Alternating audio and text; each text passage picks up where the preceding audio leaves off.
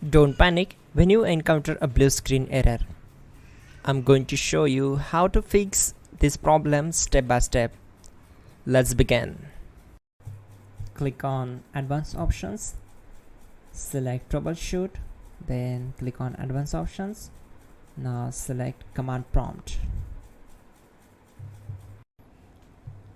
Type chkdsk/f/r/c: and hit enter to execute the command. Now wait for some time to complete the process. Once done, move to the next step. Type c: and hit enter to execute the command. Type cd space c: / and hit enter to execute the command. Now execute this command. Type cd space Windows and simply hit enter. Now type cd space system32 and we need to execute this command. For that, simply hit enter. Now type cd space config and simply press enter to execute this command. Now execute this command. Type md space backup and simply hit enter. Now type copy *** backup and simply hit enter to execute the command. Now execute the command md space backup1 and simply hit enter. Now type copy space ** space backup1 and hit enter. Now type cd space regback and simply hit enter. Now type dir and hit enter. Now execute this command. Type in copy space ** space ... and then hit enter. After that, type all and again hit enter to execute the command. Now type bootrec space /fixmbr and simply hit enter. Now type in bootrec space /fixboot and simply hit enter to execute the command.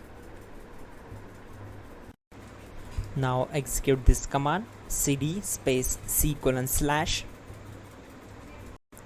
Now type this command cd space Windows /system32 /config /regback and simply hit enter to execute the command. Now execute this command. Type bcd edit space /export space c:/ bcd backup and simply hit enter to execute this command. Then move to the next one. Now type cd space c:/ and hit enter. Now execute this command. Type md space boot and simply hit enter to execute this command. Now type cd space boot and simply hit enter. Now type md space bcd and simply hit enter. Now execute this command. Type cd space c:/ and hit enter. Type attrib c:/boot /bcd -h-r-s and hit enter. Now type run space c:/ \boot \bcd space bcd.old, then hit enter. Type bootrec space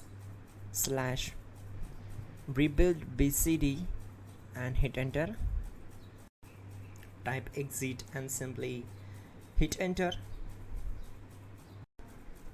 Now click on continue. It will restart your system. So that's it guys, your problem is solved. and you're good to go.